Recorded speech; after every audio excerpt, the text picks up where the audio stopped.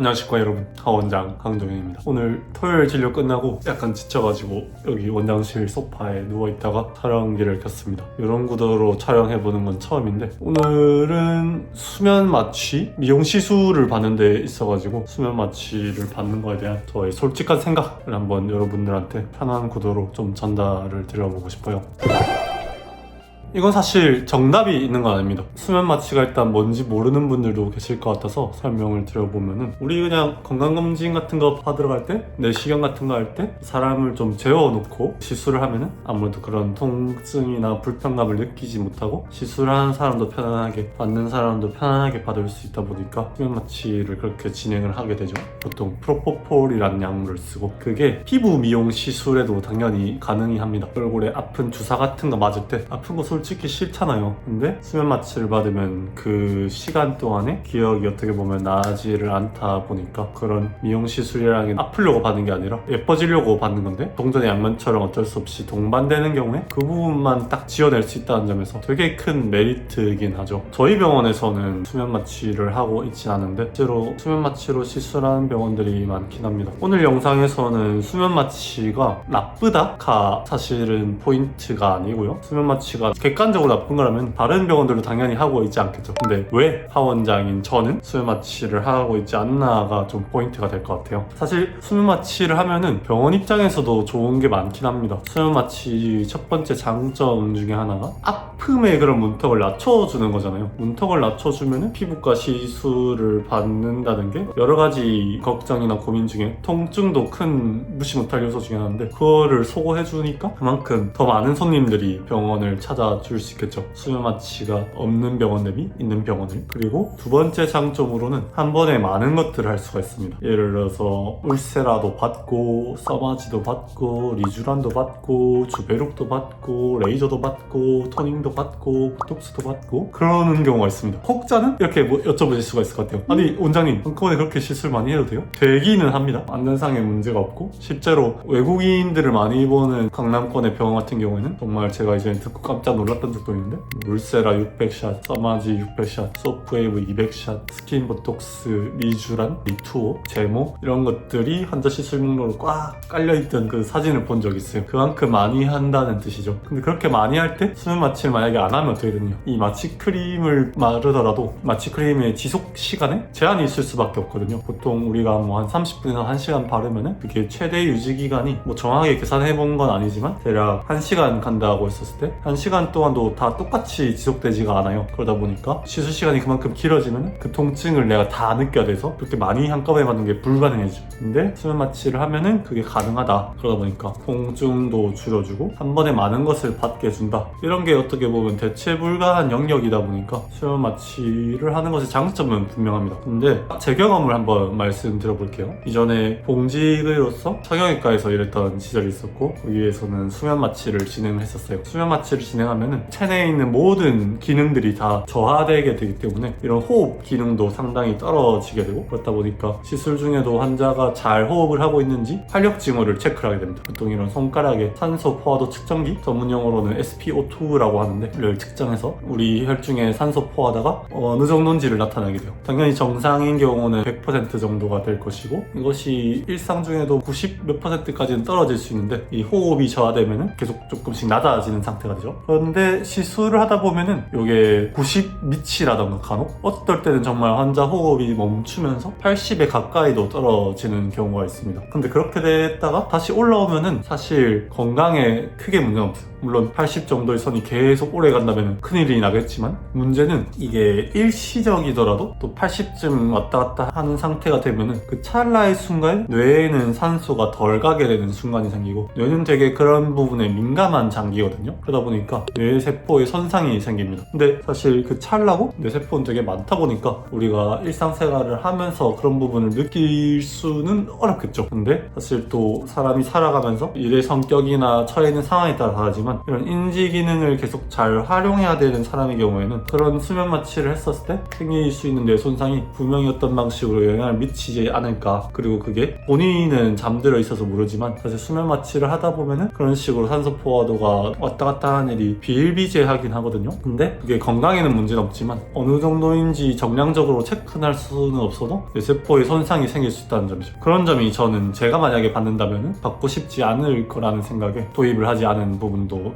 있고요. 두 번째로는 사실 이 부분이 어떻게 보면 좀 민감하지만 업계의 좀 어두운 민낯이기도 해서 말씀을 드린 거긴 했어요. 수면 마취를 잘 받는 그런 본질 자체는 사실 아무 문제가 없습니다. 안 아프면 좋은데 문제는 내가 이 의료 시술을 받을 때 어떻게 보면은 나는 받는 손님이기도 하지만 동시에 나는 이 행위가 잘 이루어지고 있는지 모니터링하는 감시자로서의 역할도 해요. 그렇잖아요. 여러분들이 시술을 받으러 갔는데 만약에 내가 잠들어 있다 봐요. 근데 내가 잠들어 있으면 나의 입장에서 나를 지켜봐줄 사람은 아무도 없거든요. 뭐 시술하는 원장님이 있으시고 병원에 직원이 있지만 그냥 딱 잘라놓고 말하면 남이죠. 남이다 보니까 이 시술이 제대로 잘 진행되고 있는지 모니터링 할 수 있는 방법이 아예 없어집니다. 나는 잠들어 있으니까. 당연히 어떤 인간의 양심 그리고 병원 입장에서도 이 환자한테 위해를 끼치려는 의도는 당연히 없다 보니까 성심성의껏 잘 진행해 주겠지만 그런 건 확실히 있거든요. 이 환자가 본인 상황을 모니터링 할 수 있는 상태에 처해 있느냐 그렇지 않고 완전히 잠들어 있느냐가 어떤 인간에 있어서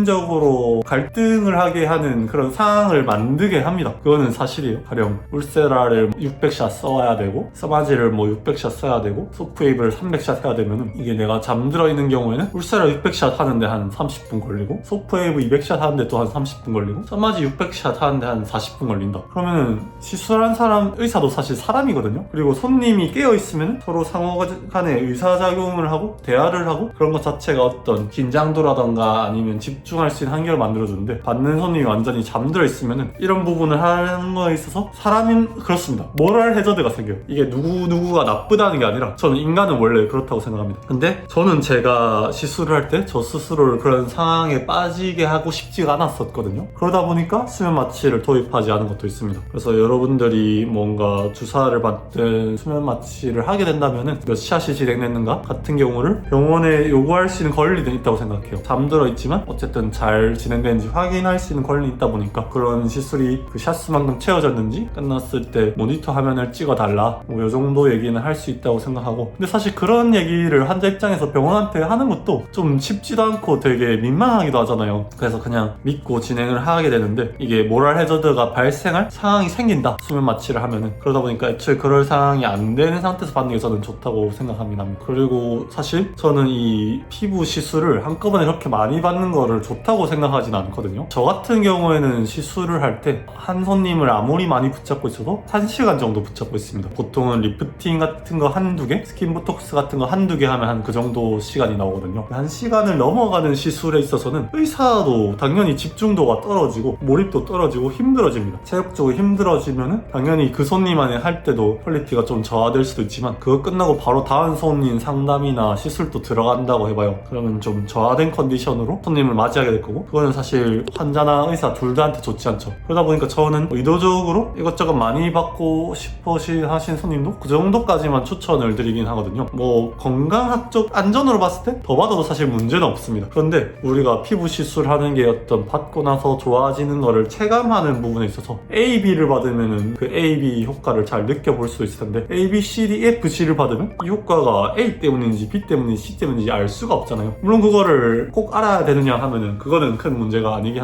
합니다만은 어쨌든 제가 말씀드리고 싶은 건 우리가 피부 미용을 건강하게 꾸준히 장기적으로 가져간다는 입장에서는 그냥 한꺼번에 뭔가를 많이 하면은 몸에도 탈이 날 수가 있다. 아무리 내가 배고프고 영양분이 필요해도 소화를 할 수 있는 데는 한계가 있잖아요. 그렇기 때문에 아침, 점심, 저녁 3끼 나눠서 먹지 아침에 3끼를 한 번에 먹지 않는 것처럼 미용 시술 또한 한 번에 너무 많이 받는 건 좀 지양하면 좋지 않나. 그런 관점에서 굳이 수면 마취가 필요한 만큼 많은 것을 받는 것은 제 입장에서는 옳고 그름은 아니지만 선호하는 현상은 아니긴 합니다. 근데 뭐 지방에서 올라오셨는데 한꺼번에 좀 많이 받고 가고 싶다. 해외에 오셨는데 이것저것 많이 받고 싶다면 어쩔 수 없는 상황이 생기긴 하죠. 근데 제 입장은 어쨌든 그렇다. 그리고 마지막으로 제가 생각하는 단점은 어쨌든 그날은 버려야 돼요. 무슨 말이냐. 이게 한두 시간만 수면 마취를 한다고 해서 마치 그 시간만 가위로 오려낸 것처럼 컨디션의 저하가 일어난 거 아니거든요. 저 같은 경우는 개원 준비를 할 때 코 비염 수술을 하면서 수면 마취를 한번 받아본 적이 있었고, 최근에 눈밑 지방 재배치도 받았지만 그날은 수면 마취가 깨고 나서도 한 6시간 정도는 제정신이 아니게 됩니다. 제정신이 아니라는 게 막 미쳤다 이런 건 아니지만, 제가 개원 준비하는 날 코 비염 수술 받았을 때 저는 그런 경험이 처음이어가지고 개원 준비로 바쁘다 보니까 일할 거리를 들고 병원 회복실에 누워 있었어요. 근데 수면 마취 다 깨고 당장 뭔가 처리해야 될 일이 있으니까 노트북을 펼치고 일을 했었더랬죠. 그러다가 잠들었다가 깼다 하는데, 제가 나중에 보니까 무슨 일을 했는지 전혀 기억이 안 나더라고요. 이번에 눈밑 지방 재배치 같은 경우도 마찬가지였습니다. 제가 유튜브 촬영해야 돼가지고 시술 끝나고 바로 촬영을 했었는데, 무슨 촬영을 했는지 제가 기억이 안 나서 그 똑같은 내용을 두세 번인가 촬영했더라고요. 여러분,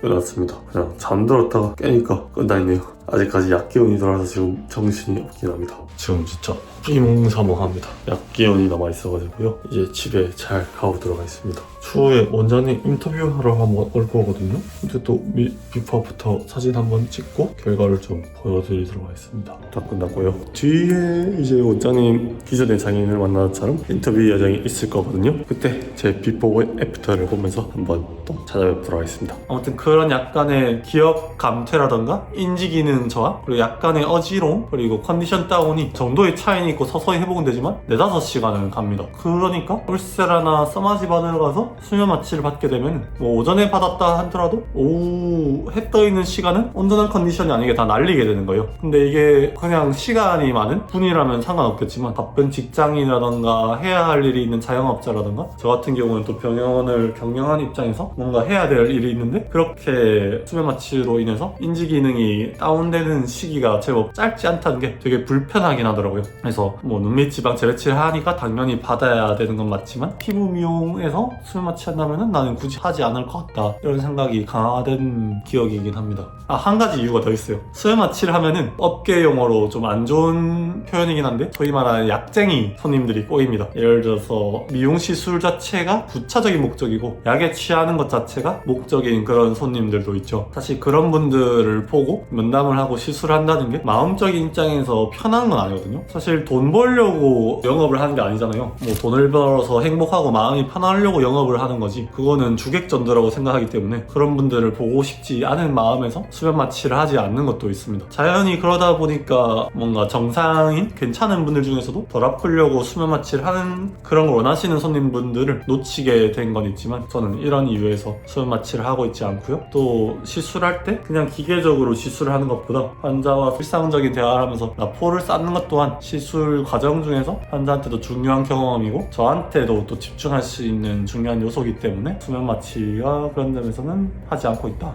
여러분의 입장에서는 제일 중요한 건 모니터링을 할 수가 없게 된다? 이게 생각보다 무시 못할 일이긴 하거든요. 그래서 내가 이것저것 많이 봤는데 내가 잠에 들어버리면 그것들이 잘 진행되는지 확인할 수 있는 방법이 없게 되고, 이거는 어떤 병원이 나쁘다거나 어떤 의사가 나쁘다는 게 아니라 인간이라는 것 자체가 그런 상황에 처하면 모랄 해저드가 생기기 때문에 애초에 그런 상황이 안 발생하는 게 좋지 않나 라는 마음에서 좀 얘기를 해봅니다.